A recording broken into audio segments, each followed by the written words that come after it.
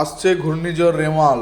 আইলার আঘাতের দিনে আছড়ে পড়ার শঙ্কা। মে মাসের 20 তারিখের পর বঙ্গোপসাগরে দুটি নিম্নচাপ সৃষ্টি হতে পারে, যা শক্তিশালী ঘূর্ণিঝড়ে রূপ নিয়ে চলতি মাসের শেষের দিকে ভারতের পশ্চিমবঙ্গ বা বাংলাদেশে উপকূলে আঘাত হানতে পারে বলে আশঙ্কা প্রকাশ করেছেন ভারতের আবহাওয়া অফিস। স্কিপ না করে পুরো ভিডিওটি অবশ্যই দেখুন।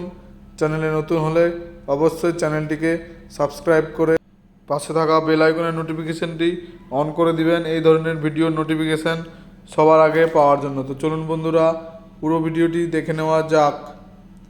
ভারতীয় সংবাদ মাধ্যম হিন্দুস্তান টাইমস জানিয়েছে, এটি ঘূর্ণিঝড়ে রূপ নিলে এর নাম হবে রেমাল। এই নামটি দিয়েছে ওমান।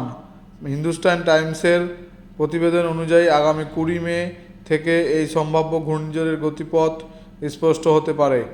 24 মে সমুদ্র থেকে শক্তি বাড়িয়ে স্থলভাগের দিকে এগোতে পারে এই ঘূর্ণিঝড়। তবে কোথায় কত গতিতে এই ঘূর্ণিঝড় আঘাত আনতে পারে তা এখনই বলা যাচ্ছে না। তবে অনুমান করা হচ্ছে পশ্চিমবঙ্গ বা বাংলাদেশের মধ্যে কোথাও এটি আছড়ে পড়তে পারে।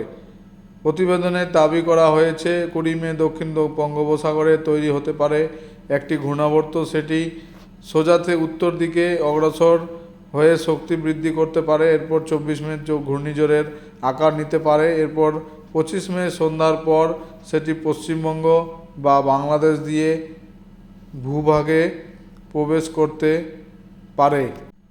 প্রতিবেদনে আরও বলা হয়েছে, এই ঘূর্ণিঝড়ের কারণে 24 মে রাত থেকে বৃষ্টি শুরু হতে পারে। উপকূল এলাকায় বৃষ্টি চলতে পারে 26 মে পর্যন্ত।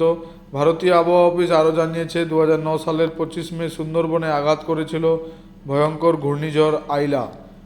চলতি বছরের 25 মে আঘাত আনতে পারে রেমাল নামে একটি ঘূর্ণিঝড়। এতে 15 বছর আগের সেই দুঃস্বপ্ন ফের আসতে পারে বলে আশঙ্কা করা হচ্ছে।